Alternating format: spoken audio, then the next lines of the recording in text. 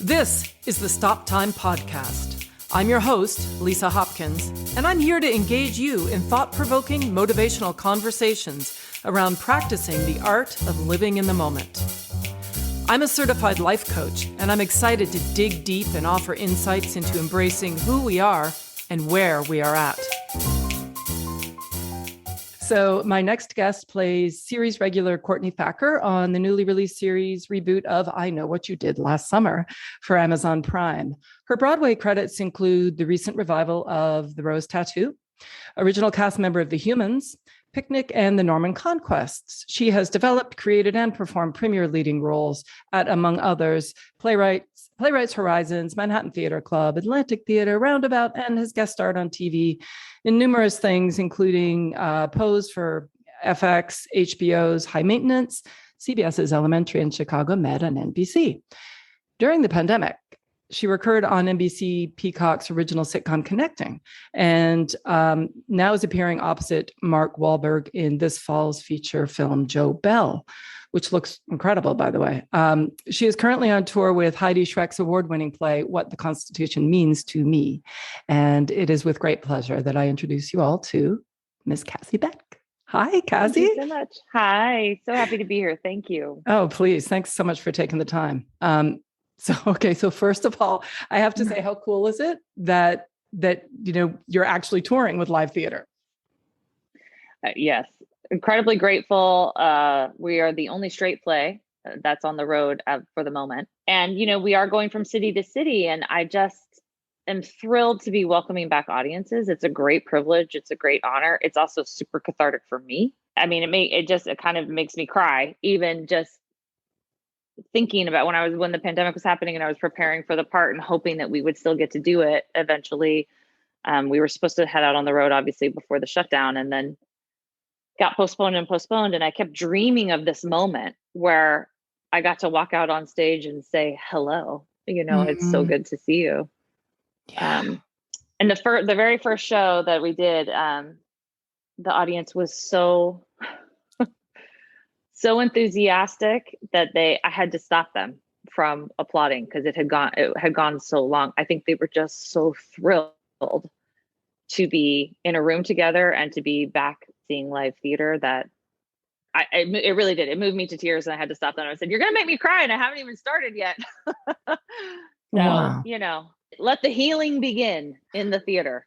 100%. It's funny because there's evidence that says we tend to overestimate the emotional impact of positive life events or anticipate like what it's going to feel like. Talk to me about, what you were expecting, how that differed, I'm so curious about that. Well, I was expecting that moment. I was hoping that it would be, as thrilling as I anticipated. And I don't know, maybe this is one of the moments where I didn't over expect. And it just feels so good to be performing again. I think I knew it would, but I under expected that. I cannot tell you how cathartic and special and healing it is for me as a performer to be back out there on stage. I'm truly fulfilled and gratified by the idea of taking an audience on a journey.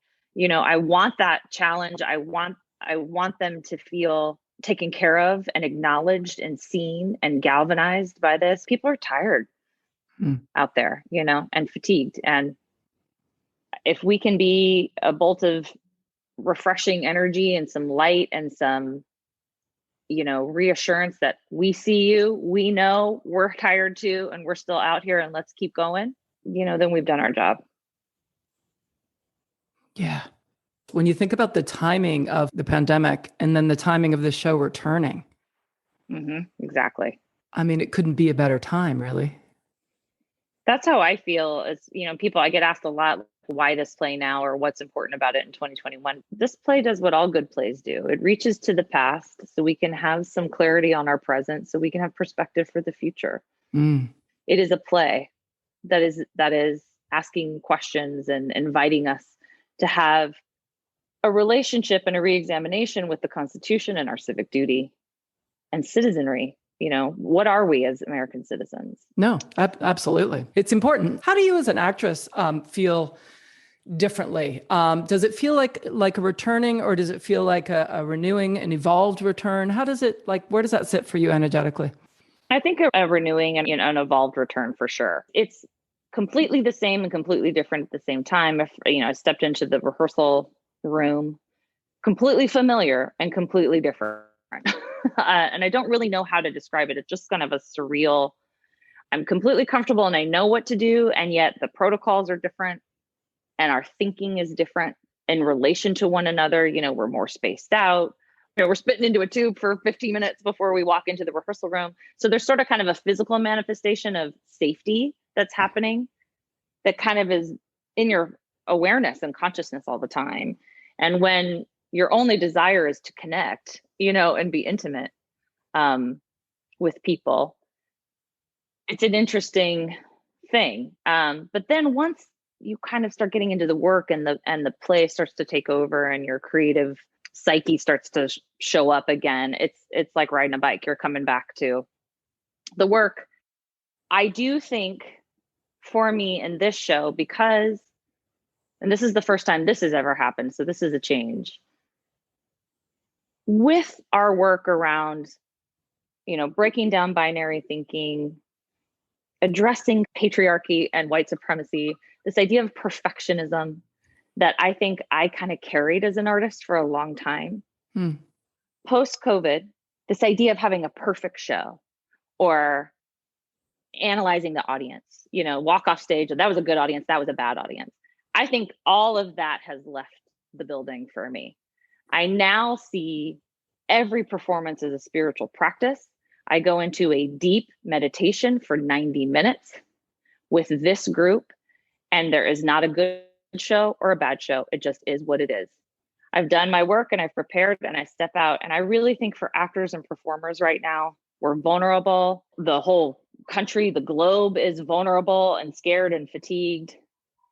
And we're being very brave and stepping back out there. And I think my message for myself and for performers everywhere is the fact that you are willing to step out on that stage or in front of that camera or anywhere on that dance floor, whatever it may be, start at the beginning and commit all the way through the end is enough. Yeah, absolutely. I don't know because I'm not there, but I can imagine it must feel on the one hand like, yay, I'm getting back and I'm being brave. And then what do you mean I have to do these tests? They become the gatekeepers, but then they're also what's allowing you doing these tests is allowing you to do what you want to do. So there's probably like a whole really interesting space there of like how you deal with that, right? Because you could easily, be victimized by going, I want to do my work. Why? Which just puts a negative spin on, on you going forward in the way that you just suggested you want to do.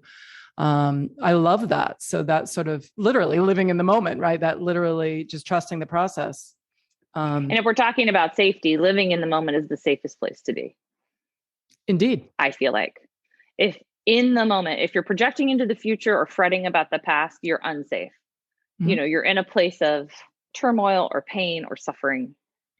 In the moment is actually the safest. It's actually the safest. Well, and good news is it's all we have. Yes. So yay. Yay. We're all good. Let's just stay there. Yeah, for sure. Exactly. That's amazing. I mean, it's been a radical kind of rehearsal process and kind of performance experience for me with this new kind of thinking of there is no control. There's only kind of training and preparation, and then you let go. And I think my whole career, I thought I was doing that, but it isn't until this post-pandemic world and with this show in particular that I am actually putting it into practice. Yeah. And I just am loving this. There's so much freedom in this. There's so much ability to get into the moment, not judge yourself, not judge them.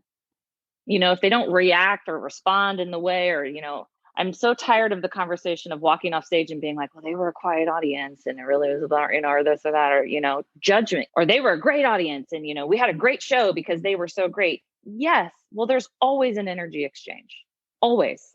And it may not be quote unquote what you want or what you don't want, but it is what it is. So if we take the judgment off of it and just trust that we are connecting on whatever level is meant to be connected in this moment and this day and this night at this time, then we are completely free as performers, I think. Yeah. It's amazing when you kind of have that moment where it actually realizes itself. And I've never performed in a way where I've literally been standing in the wings and going, let's go out there and see what happens. Mm-hmm. But I've been saying that for years, as if I've been doing it. Trust the process. Let's go together. There's no proof. There's no burden of proof. Yeah. That's so hard. I feel like as a performer too, is, you know, I moved to New York when I was 30. So I had already kind of had a professional career in San Francisco and a lot of regional theater. And then I moved to New York when I was 30. And I remember really feeling like, wow, like I we step out on stage and there's a lot of crossed arms, like you're saying, and sort of like, prove it, you know, like, like a lot of judgment, prove that I spent my money well and I should be here, mm-hmm. kind of thing. Or for even other artists, you know, coming in and judging, you know. But I remember my first encounter with judgment, where I really started understanding who I was and my relationship to judgment. I grew up in an incredibly judgmental family. So I came upon it honestly. And actually, I was working on a different Heidi Schreck play, and the character was obsessed with Pema Chodron. And in my research, you know, I was like, all right, well, who's Pema Chodron? I got to listen to this. And because I was raised Catholic and with a military family and all this, you know, like Buddhism or any kind of other more, you know, spiritual practices were not necessarily a part of my awareness so much. And I remember I like pulled up some YouTube video of Pema Chodron talking as my research before I went into rehearsal. And I was like, what?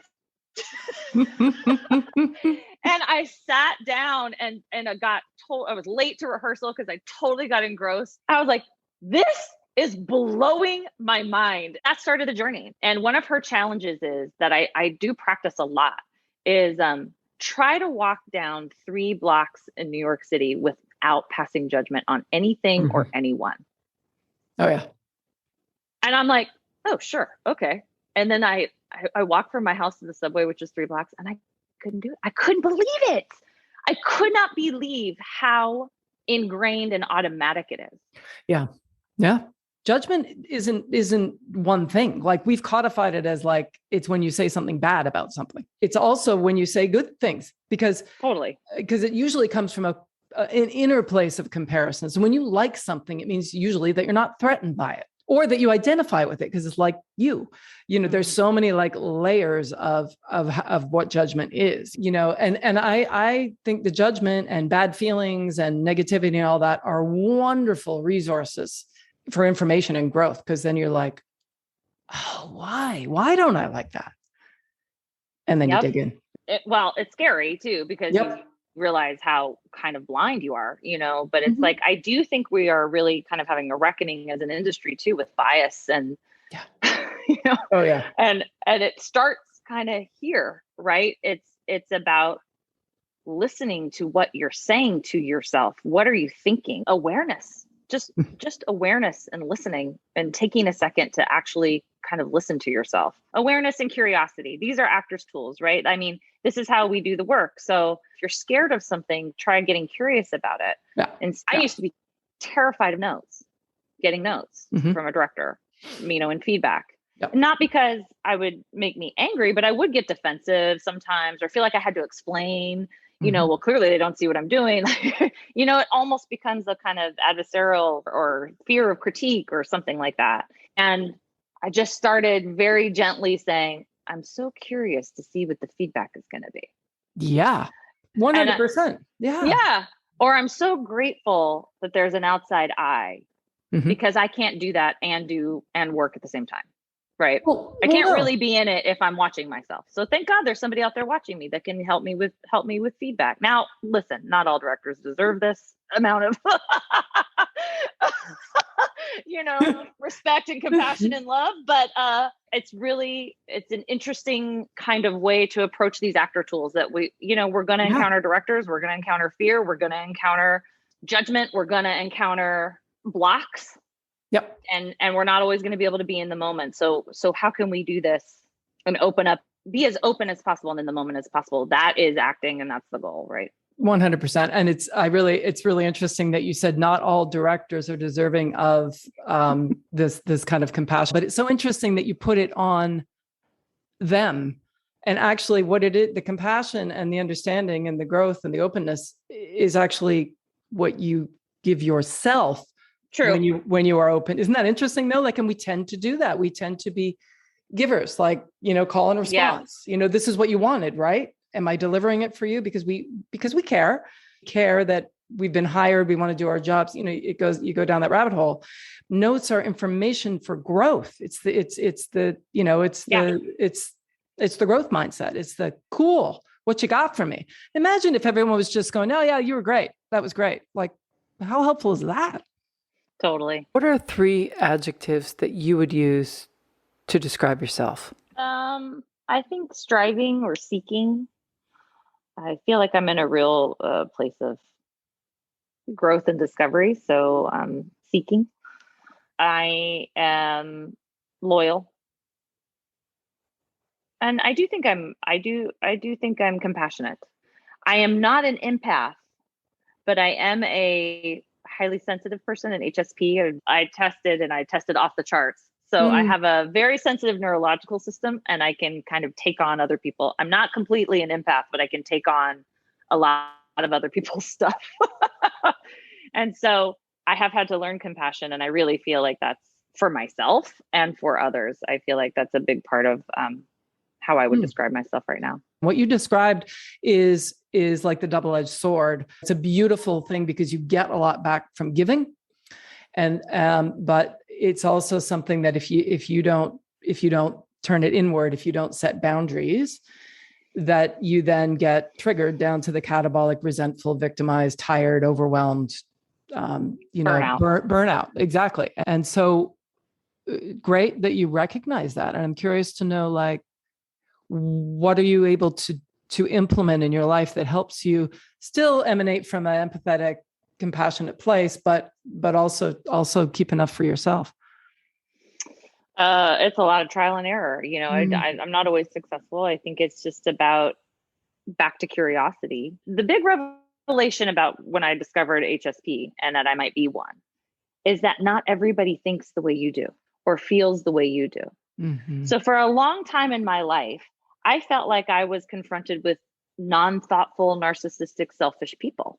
I didn't understand that they're not thinking about me or thinking about others or thinking about their kids or their coworkers or their whatever because they're selfish.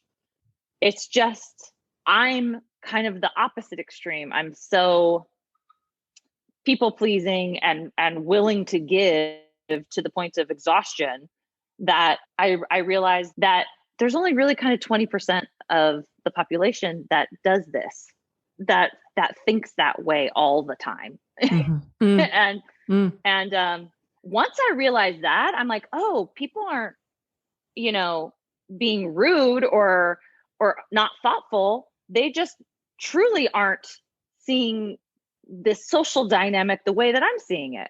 We're not the same. And so once I kind of figured that out, I was like, oh, okay, well, then I can now get curious about what they are actually thinking, And it's like a classic example is like, you're in a conversation with somebody and they have some kind of facial expression or reaction that you read as something and they get up and walk away and you automatically assume it's you because that's how I would think. I'm constantly aware of the other people's feelings and their contextualizing of what the event we're having. And then I always want, the exchange we're having, and I always want to be kind and, all of that. And then you realize, oh, their facial expression or their thought or their moment is totally disconnected from you in this exchange that you were having. There's something going on for them that they got up and walked away for themselves, and it has nothing to do with you. Mm-hmm. It sounds so simple, but it took me so long to really kind of understand this. And that just gives you, that's kind of, to me, the definition of compassion. It's whatever's going on with them is theirs, and whatever's going on with you is yours. And you can own it and respond with curiosity and kind of loving kindness about it. And that is also being kind you know, and Mm-hmm. not taking things personally, not judging it, not getting defensive. Yeah. Compassion is really kind of sets you free from a lot of pain and suffering, because I would suffer a lot around exchanges and like social dynamics and kind of social anxiety and feeling like I messed up, or I stuck my foot in my mouth, or I pissed this person off, or this person hurt my feelings because they didn't respond the way I wanted them to respond when I put myself out there. And the truth is, if I can stay inside me, you know, and really have compassion for myself when I don't respond or do something the way I would have liked, or if I hurt someone's feelings, owning it, acknowledging it, and letting people be. I think it's also grace, right? I think this is what I try to do as an audience member too. It's like, you know, we go in and we're like, we didn't get that part, and we watch somebody else in that part, or, you know, this person's successful and this and that, and we're going into a show and we might have a little jealousy or a little this or a little whatever around that experience. And I just think, you know, like I said earlier, the fact that we're getting out there and we're willing to be the vessel for which an audience can have a sense of catharsis, because we're going to start at the beginning, we're going to move through the middle, and we're going to get to the end, that is enough, then I have nothing but gratitude and grace for that experience, and anybody who's willing to step out there and do it. And that goes for my personal relationships too. Mm-hmm. Yeah, that's beautiful. Thank you for sharing that. It's lovely. Lovely. What do you know will be true about you no matter what happens? It's funny that you say true. I think no matter what, I believe in the truth. I think there is a true love-filled, grace-filled reality to every situation. And if you can cut through everything else and get to it and remember it and find it and stay there, I always trust that. So if there's something difficult happening in my life, or I'm confused or disoriented, I always know that there's a true, I'm not going to say right and wrong, but a love-filled reality inside of it. Mm. That's a superpower. I don't want to be a person who is toxically positive, you know, like, there is some truth about the darkness and pain and suffering and all of those things. And again, that's why discernment is so great, because judgment, it's binary. It's black or white. Good or bad. Discernment, you can look at something that isn't good. It doesn't mean that you're going to look at everything through a rose-colored glass and go, everything's great. Right. There are lots of things that are not great. That's right. But when you know, and I'm so on board with you about the toxic positivity thing, especially because I am just inherently a positive person. Someone will call me that, but it doesn't mean that I don't see that I gloss over or whatever, you know? So yes, I mean, I think being able to discern what's really going on, this is horrible.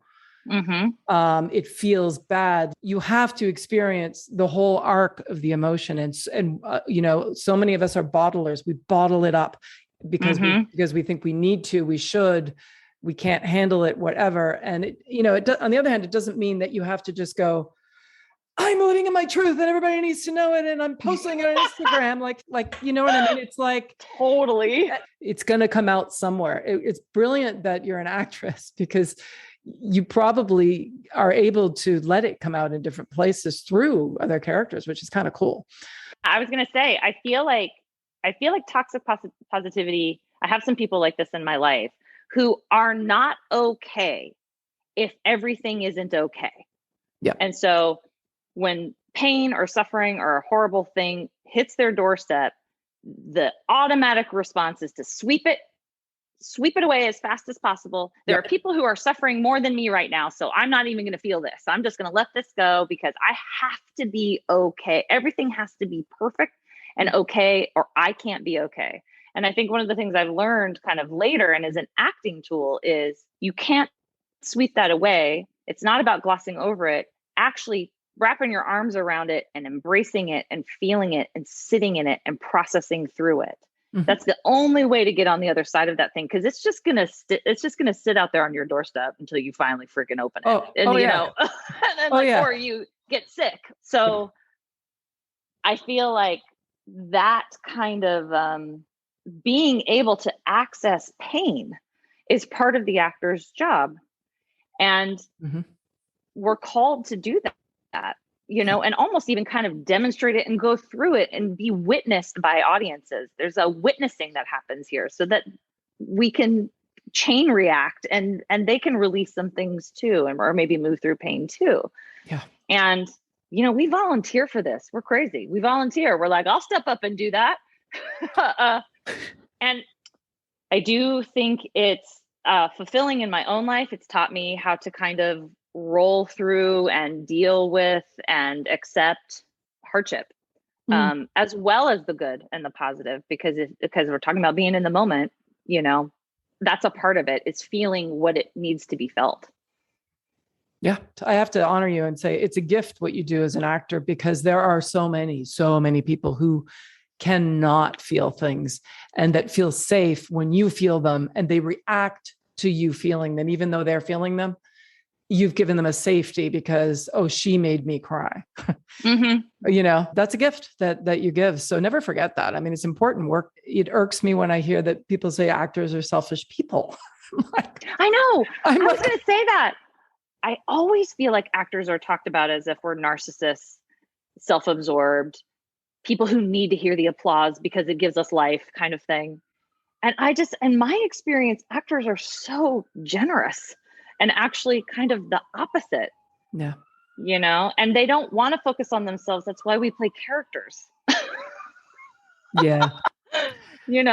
I want to step into somebody else's shoes and experience something in an empathetic way, not in a like, well, what would I do in this circumstance? Although you bring that, you bring your life to the roles, your true life experience to everything you play. But I just think it's such an interesting kind of generalized character trait that people put on actors. Yeah. And that's what I mean about grace. Like, yeah, let's just have some grace for the things, actors are willing to do. And it's not just because we want to be loved by the public and the masses and we want applause. I mean, for a lot of us, it's about, we're called to some kind of empathetic experience. Yep.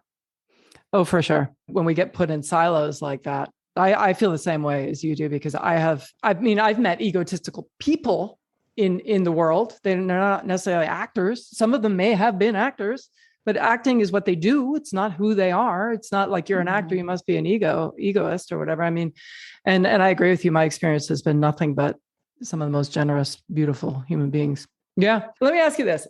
So in what the Constitution means to me, your character kind of resurrects her teenage self, right?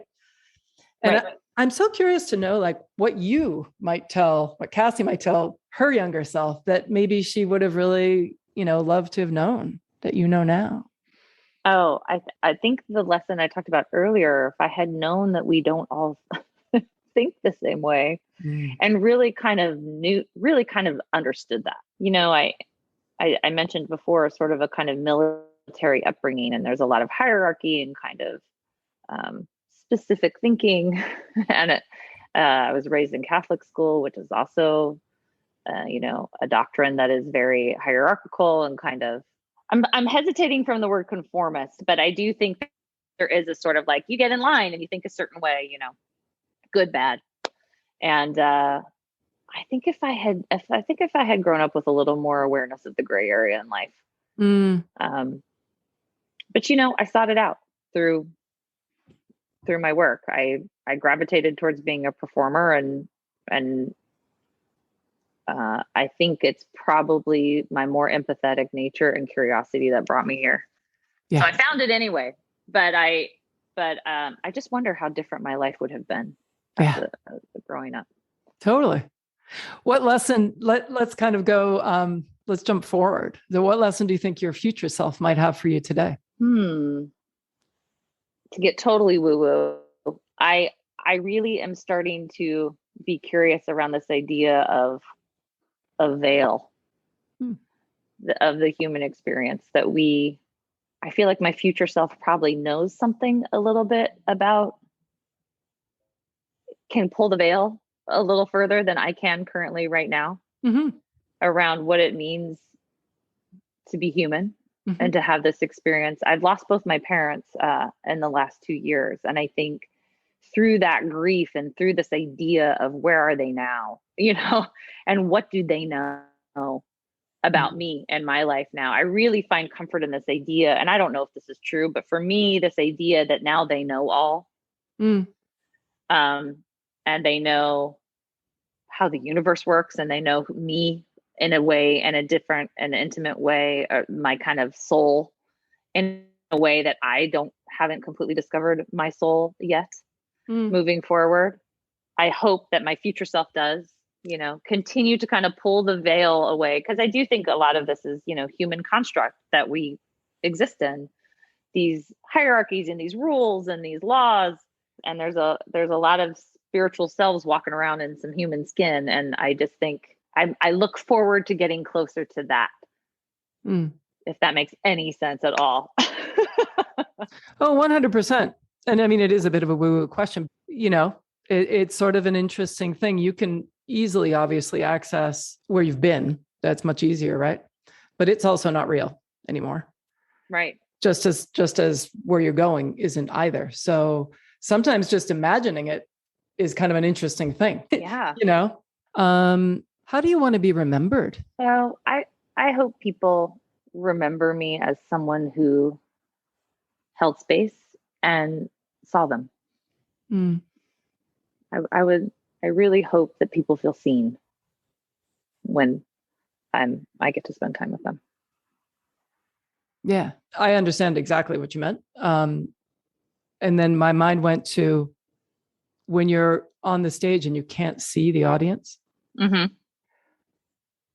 How does that play into what you just told me about being seen? Yeah, because I don't think seeing really means, physically with my eyes. Well, yeah. Seeing means felt. Yeah. Acknowledged and felt. That makes sense. The sort of metaphor of the stage, the access, the sharing, and then what we were talking about earlier, which was like you're allowing them the release through you that maybe they couldn't access. But isn't it interesting that with that dark light binary, if you will, of the physical aspect of theater, it's also giving you the reciprocal permission to connect. Yeah. Super interesting. Oh my gosh. I mean, in this show and what Constitution means to me, she talks about this space, the penumbra space, which is to quote the play, the character says, "What is the penumbra? Here I am standing in the light. There you are sitting in the darkness.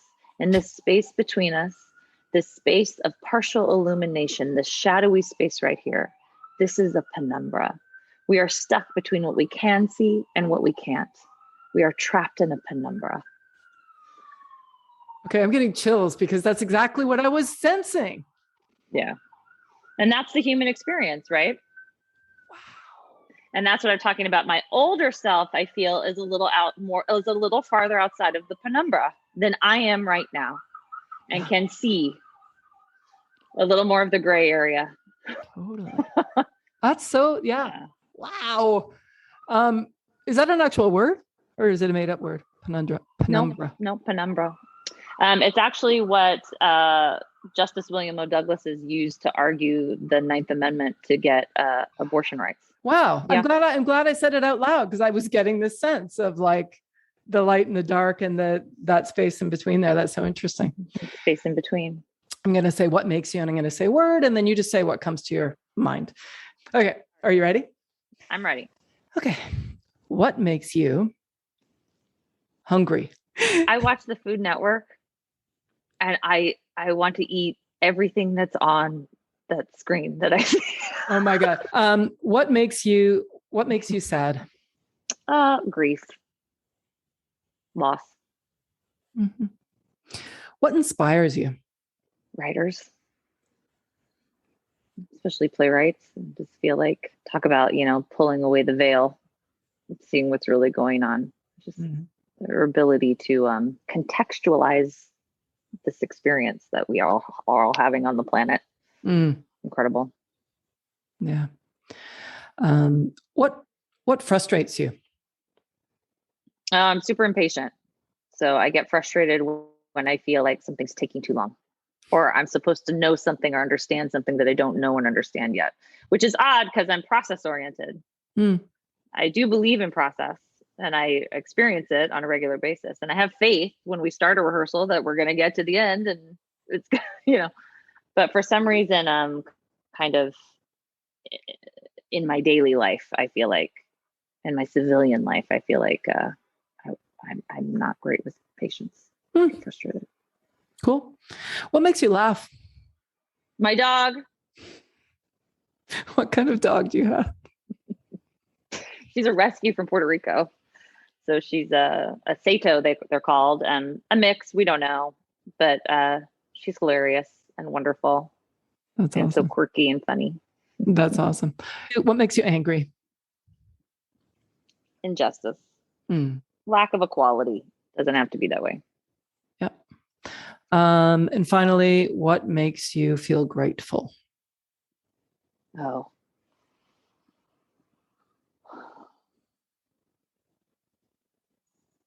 I mean, as cheesy as it sounds, it really is every new day. Yeah. What are the top 3 things that happened so far today? Well, my husband was visiting, so I said goodbye to him this morning, but I did get to see him off, so that was great. I got checked in on by a dear friend from the UK, and spending this time with you today. Oh, no, absolutely. It's been so great. Really so great to get to know you. What's something you're looking forward to? I'm looking forward to the show tonight and every night, and practicing this new kind of found joy I have in the idea of a spiritual practice that I get to go into a 90-minute meditation every night. I'm so looking forward to what that does for my life, but also for the show and other people that we're trying to connect with right now, all across the country. Yeah, absolutely. How long will you be touring for? Till April. Wow. Wowee. Amazing. Cassie, it's been such a joy speaking with you. I mean it. Same. Thank you so much. No, it's Lovely. It's my pleasure. I've been speaking today with Cassie Beck. Thanks so much for listening. I'm Lisa Hopkins. Stay safe and healthy, everyone. And remember to live in the moment. In music, stop time is that beautiful moment where the band is suspended in rhythmic unison, supporting the soloist to express their individuality. In the moment, I encourage you to take that time and create your own rhythm. Until next time, I'm Lisa Hopkins. Thanks for listening.